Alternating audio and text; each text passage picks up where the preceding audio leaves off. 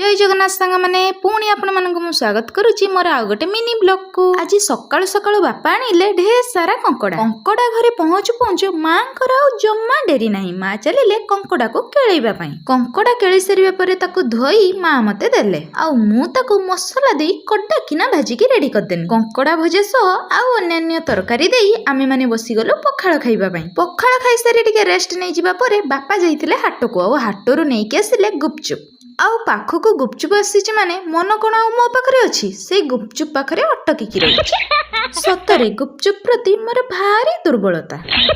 प्रथमे बापा माँ बड़ मौसी मझिया मौसी गुपचुप खाइले तापरे चंदन खाइले आउ तापरे मो पाली पड़ला बेलको मु आउ जम्मा संभाली पार न थाए। खाली भाबुते गुपचुपटा केते बेले जाइके पाटी रे पहुंचुची।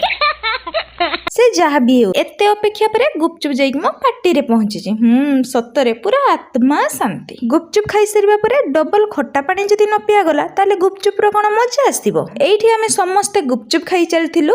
मुझे ऋतु को भी गुपचुप खईदेनी आउ ऋतु मते भी खईदेले। एबे आपण मानको गुपचुप केमिति लागे मते कमेंट माध्यम रे निश्चय जणाइबे। एपटे राती रे माँ बापा आसीथिले घर को। से माने आसी प्रथमे छुआ को धरथिले आउ छुआ भी सेमानकु चिनी की तांको पाखु चली गला। जेहेतु मो बापा पुरी जाइथिले सेति पई पुरी भोग आउ छुआ पई पुरी रु गोटे ड्रेस नै की आसीथिले आउ हां ता संग को चिकन मध्य नै की आसीथिले। से माने आसी पहुंचु पहुंचु मु चिकन रांधी देनी। से माने खाई सरले आउ एबे आमे बसी खाउछु। प्रथमे दी बापा माँ से माने खाई सार देले आउ तापरे मु बड़ दीदी मझिया मौसी माँ बसिकी खाइलु। खिया खुई सरी जिबा परे बापा माँ बाहरिले घर को। गला बेले माँ टिके छुआ को गेल करिकी गला। आउ हां आपण मन तो जानिछंती एई 2 मास तळु मो माँ रो प्रेशर बाहरी थिला। तार गोटे साइड अंग पूरा पैरालिसिस हो जाइतिला। भगवानक कृपारु आउ डॉक्टरक चिकित्सा ता संग को फिजियोथेरापी करिबारु माँ एबे ठीक अछि। से माने घर को चली जाउथिबार देखि छुआ भी केमिति जिबा पई छानिया होछि देखंतु।